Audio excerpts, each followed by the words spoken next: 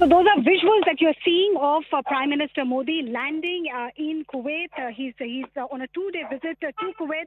There's a diaspora welcome also that is scheduled. Aman Sharma, my colleague, is tracking the story. Aman, the significance of this visit. Well, see, this is a very, very historic visit. The Prime Minister is undertaking this 2-day visit at the invitation of the Amir of the State of Kuwait, His Highness Sheikh Mishal Al Ahmed Al Jaber Al Shabha. This marks, Arunima, the first visit by an Indian Prime Minister to Kuwait in 43 years. And, therefore assumes considerable significance. India and Kuwait have shared an age-old bond characterized by historical ties. There have been robust economic exchanges and vibrant cultural connections. But yes, a prime ministerial level visit is happening after 43 years. Though that has not impacted in any way the political relations between both the countries, which have been excellent. The Prime Minister had recently met the Crown Prince of Kuwait on the sidelines of the UN General Assembly session in September this year in the US. Earlier, we had External Affairs Minister Dr. S. Jaishankar also visit Kuwait in August this year ahead of the Prime Minister's visit. The Minister of Foreign Affairs of Kuwait, His Excellency Abdullah Ali Al-Yaha, also visited India recently on the 3rd and 4th of December, just earlier this month. And, the groundwork was laid for the Prime Minister's visit to Kuwait.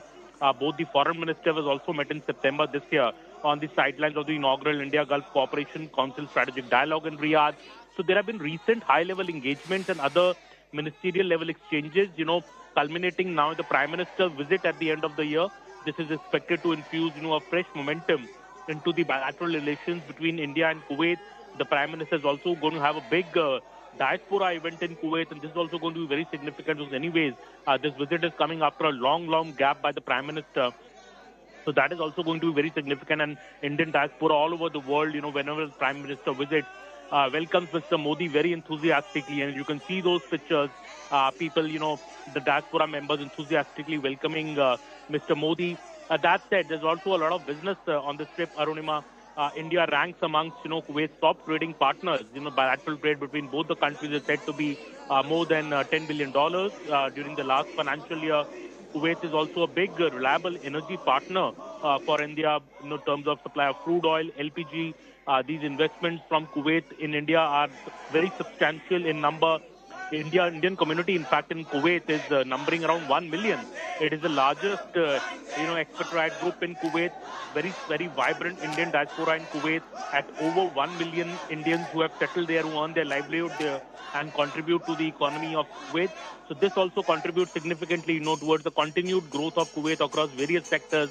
It is like a bridge between both the nations. There's cultural and educational ties between both the countries are also very vibrant. So Kuwait remains India's key partner in the Gulf region today. And this is being cemented by the Prime Minister's visit, first Prime Ministerial visit to Kuwait after 43 years from India. And Kuwait is just one visit, but there have been other nations also that the Prime Minister has set new trends in, visiting them after several decades. Prime Minister visits have not happened to earlier. Some countries also where the Prime Minister has been this year. So this has also been a very, very, I think a deliberate strategy by the Prime Minister to go to nations where an Indian Prime Minister has not gone for a very long while, because it helps in improving, reviving those bilateral ties. That is why you see the Prime Minister there making it a point to be there. What else the Prime Minister will be doing is the PAC program also for the Prime Minister in this visit. He will be accorded a ceremonial guard of honor at the Bayan Palace. He will also be holding separate meetings with the Amir of Kuwait, the Crown Prince of Kuwait, and then there will be delegation level talks also with the Prime Minister of Kuwait. And these bilateral discussions, it is expected that the Prime Minister will be reviewing with the leadership of Kuwait the entire spectrum, of our bilateral relations, including in areas like political trade, investment, energy, as I mentioned earlier, major cooperation areas, as well as culture and people-to-people ties. The government wants to enhance them further. The Crown Prince will also be holding a banquet in honor of Prime Minister Modi. The Prime Minister, as I earlier explained, is also interacting with the Indian diaspora, at a community event, also visiting a labor camp later today. He's also going to attend the opening ceremony of the 26th Arabian Gulf Cup. He'll be a special guest of His Highness the Amir of Kuwait at this particular event. Right. I'm also being joined by Siddhant on the broadcast. Siddhant, what we are seeing are visuals of the diaspora also happening. Prime Minister is being welcomed by the diaspora. That's the crucial power, the soft power that India is now bringing to the global stage, isn't it? The diaspora and what, they contribute to each one of these countries that Prime Minister is also visiting, including Kuwait.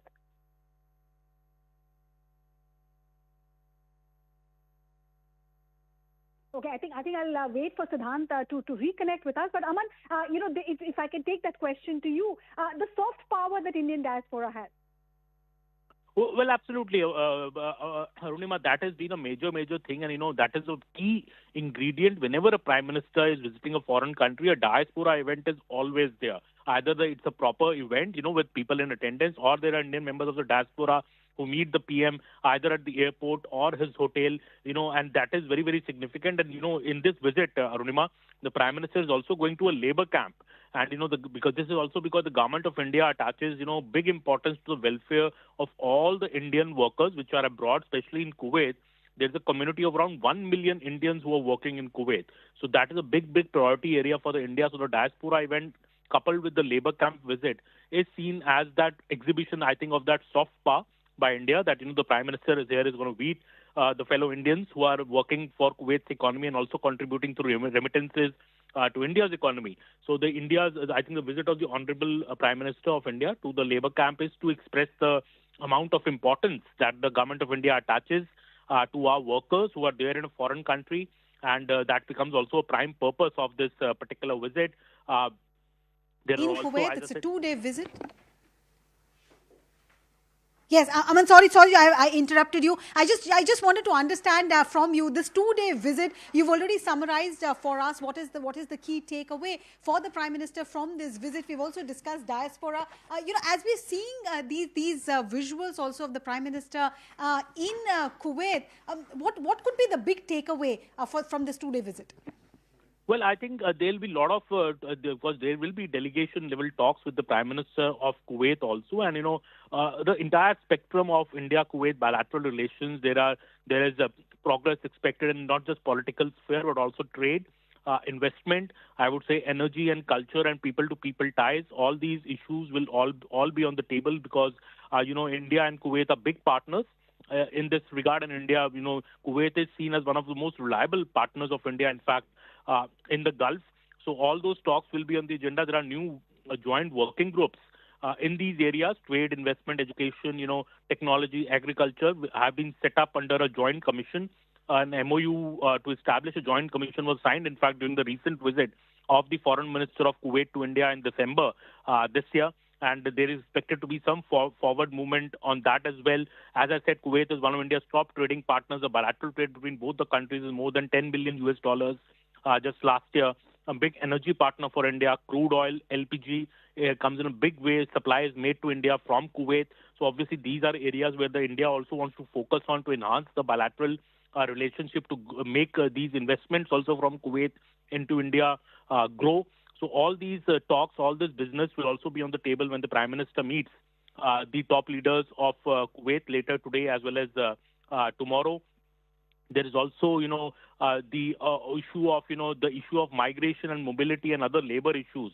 So, the government has been having a mechanism called a consular dialogue between India and several other countries, countries where regularly we send our workers.